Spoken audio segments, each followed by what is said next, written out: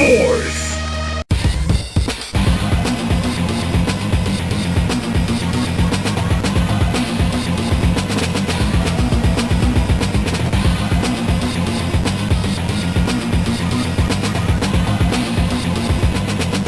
Okay.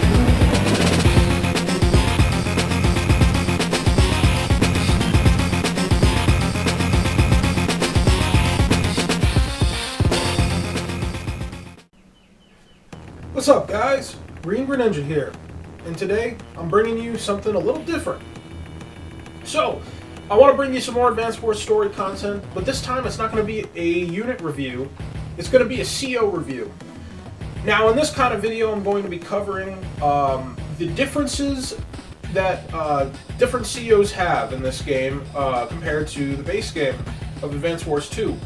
So Flak got reworked quite a bit. I really like the changes they did to Flak, and they actually made him probably one of my favorite COs to play, whereas before he really never, I never really liked playing Flak, but I've always loved this character, I'll be honest. Something about the big brute that thinks with his muscles is, it's funny, I don't know. Anyway, so Flak has quite a few changes made to him. Alright. So, coming to look at Flak's differences. Let's see, the regular dossier is about the same, but this is day-to-day is where the changes start to be shown. So, before, Flak had a day-to-day where his luck value was increased, I believe, to maybe, I think 25 or something, or 20, but then he had a bad luck stat that was, I think, from like 0 to minus 20 or something. So basically, Flak would be doing a lot less damage than most COs on a random chance, but also could do a lot more than other COs. It works. The luck mechanic works exactly the same as Nell's, except it also has bad luck attached, which can just throw things in the other direction as well. This makes Flak a very gamble-heavy CO, where you're kind of relying on RNG, and usually the RNG, I find, doesn't really work in your favor. If not, it really just kind of does nothing. So this ROM hack changed that, right? So you see, what I like about this change, actually, is that you can see up front the lowest damage you're going to deal right away. It says here the firepower is reduced by minus 20 day-to-day, which seems pretty bad. It seems kind of bad, right? You'll see that a lot in, especially like in the early game. If you can't roll high on luck, you're going to be out of luck a lot of the time.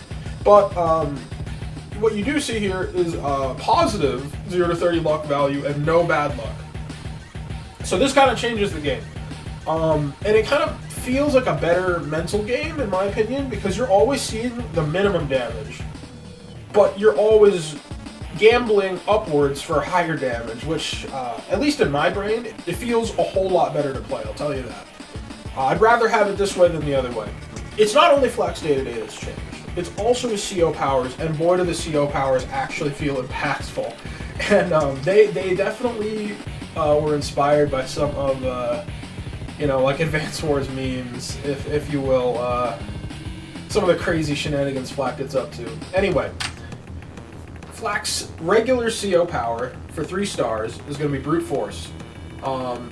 So this increases his base firepower from minus 20 all the way up to plus 10, which you will definitely feel when you're in the actual match.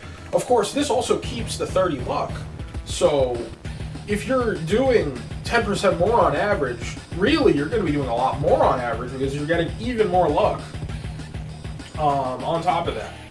So this is a very impactful firepower boost for Flak. But if you've read the subtext below, you see that his naval units can cross land for 2 movement cost by sheer force of will. I love this. This allows Flak to break certain maps in ways that no other CO can. It's quite funny what he can do here.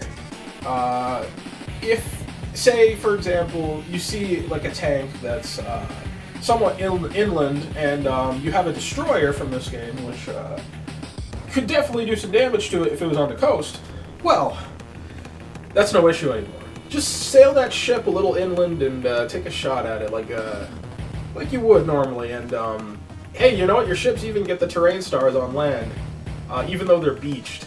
You can, funny enough, if you have them next to a shoreline or a tile they can move across, they can travel back to the water if they're next to it. But if they're all the way beached inland, they will be stuck there after the power ends, and you're gonna have to just kind of deal with it until you can either pop this power again or until they're destroyed.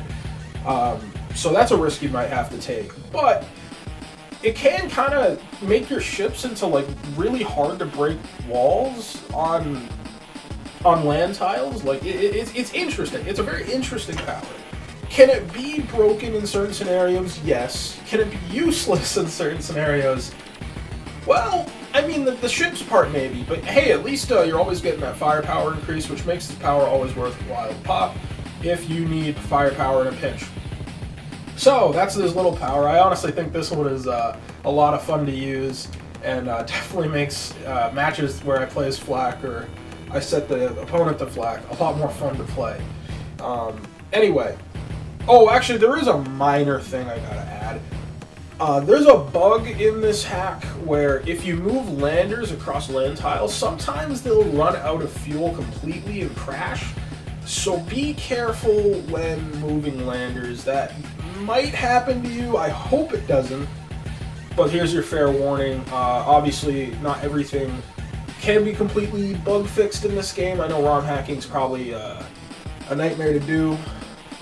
So, you know, obviously, I can forgive a little bit of that. But hey, this power still works like 99% of the time, unless you're working with landers, in which case, be a little careful where you move. Anyway, so, when we come to the superpower, this is where things get a little nutty, too.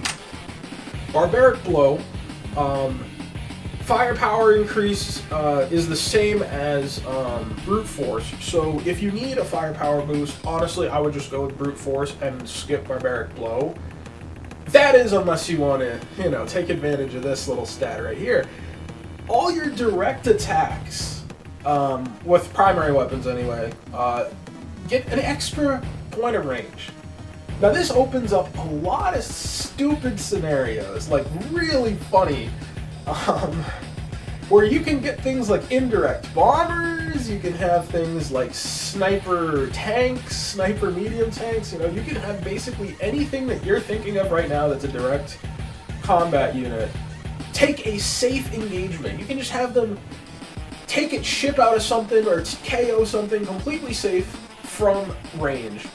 This works across mountains, this works across rivers, you name it. Like, this is hilarious. I think that this is a funny, like a really funny power, but is it broken? I'm not so sure. Like again, I think Flak in this hack is like he changes the game. I think that's his whole thing, is he changes the game. I don't know if this would be broken or not, but I do just think that on some maps this would go absolutely wild.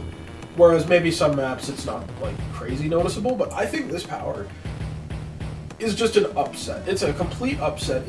It does ridiculous things. And quite frankly, if we're just talking my opinion, I absolutely love this. I think both of Flak's powers really kind of play into his character of like the brute that has no brains, but somehow with his sheer brawn can get anything done. He can get battleships into lakes with his little power. He can have indirect bombers with his large power, his superpower. And listen, if you need something impossible done, you know, it's surprising what you can do with just a little extra power. I think that's a quote from him. Well, anyway, that's it for the changes on Flak as a CO. My overall thoughts on Flak is this is an absolutely awesome improvement they've done to him. I think the creativity on this one is really, really well done, especially with integrating it with kind of just memes in the community I've seen. I think I think that this makes Flak incredibly fun to play, as well as just like something that you would never see in a real, I mean, sure, in a real game, but like, listen, to me, what matters most is fun value, and fun value has been completely nailed. So I'm eating it up. When it comes to balance, this is where things get a little shaky. I'm not so sure I can answer confidently on balance. I'm no expert on this game. I'm no pro. But I do think I see some scenarios where this can be a little busted. I also see some scenarios where these powers kind of aren't the best. I know a lot of luck COs are really hard to rank in Advanced Wars by Web. So I'm going to say tier 1. Not only because of the luck, where he can score some surprise kills that normally wouldn't happen, but also because of the crazy powers, right? Because you can break maps, you can kind of cheat physics and do some crazy things. Now, that's not to say he's not without drawbacks. I think he would really suffer against defense-oriented COs like, like Von Bull. And honestly, I really shouldn't even be making this comparison because this is supposed to just be for this game. But like, listen, when it comes to like matchups, I can see Flak really struggling against Kanbei because Kanbei's defense, not only does it weaken luck-based things, but also it's a tough matchup against the minus 20 firepower. Like, it would just kind of make his attacks bounce off the armor, wouldn't do much. There are ways around it, of course. Like, Colin can sometimes go toe-to-toe with Kanbei, but then again, Colin is, like, kind of broken. Like, at least base Colin, right? Anyway, I'm gonna say Flak, like, ranking-wise, is definitely a lot better than he was, because I think he was pretty bottom tier before. But now he's actually, like, I'd say at least a very solid CO, and a good change-up from the rest of the roster. But I'll stop yapping now. That's all I really have to say about Flak. If you guys enjoyed the review, please leave a like, please comment. I love hearing you guys' feedback. I guess I'm going to leave it here. See you later.